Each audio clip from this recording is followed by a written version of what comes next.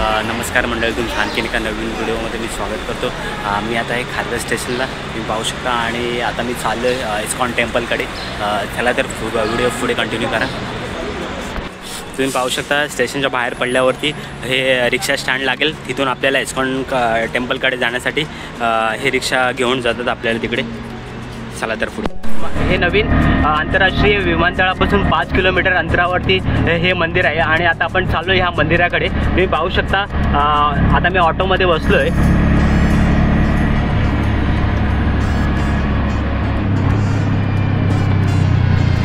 पुढे व्हिडिओ तुम्ही कंटिन्यू करा।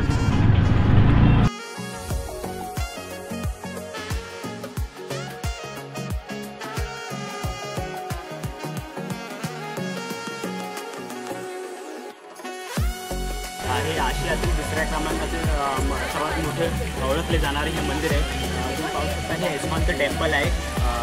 हे मंदिर नवी मुंबई येथील खारघर येथे आहे। तुम्ही पाहू शकता सुंदर असं इस्कॉनचं टेम्पल आहे। हे टेम्पल एकूण जमिनीच्या 9 एकर भागामध्ये पसरलेलं तुम्हाला दिसत आहे। त्याच्यामध्ये 5-6 एकर जमीन ही निसर्ग संपदेने नटलेली आहे। तुम्ही पाहू शकता या साईडला।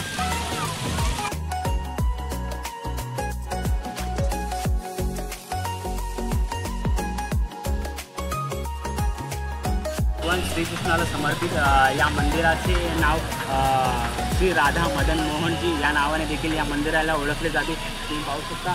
आणि हे इस्कॉनचे हे पहिले मंदिर आहे ज्यात स्वामी श्री प्रभुपादन यांचे स्मारक आहे। आवश्यक उत्सव आणि समारंभांना उपस्थित राहण्यासाठी वर्षभर लाखो भाविक या मंदिराला भेट देत असतात। तुम्ही पाहू शकता या भाविकांची खूप मोठ्या प्रमाणात गर्दी जमा झाली आहे।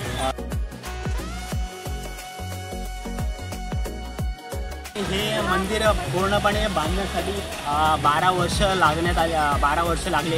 आणि तसेच या मंदिरासाठी संपूर्ण खर्च 200 कोटी रुपये हा खर्च इथे झाला आहे या मंदिर बांधण्यासाठी। तुम्ही पाहू शकता हे सुंदर असं मंदिर तुम्हाला दिसत असेल इस्कॉन।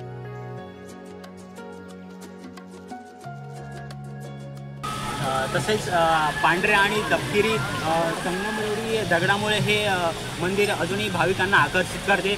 हे पाहू शकता हे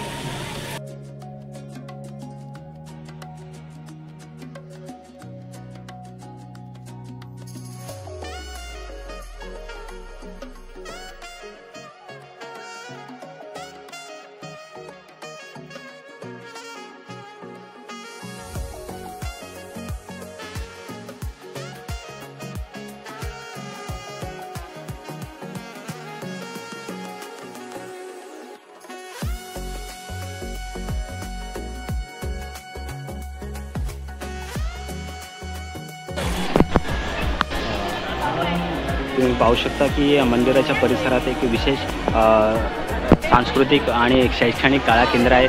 त्याच्यामध्ये दररोज सकाळी भगवद्गीता बोलली जाते। तुम्ही पाहू शकता मंदिरामध्ये थोडा भगवद्गीतेचा आवाज येत असेल। आणि हे मंदिर आहे आणि ह्या मंदिरामध्ये मी एंटर करतोय आतमध्ये।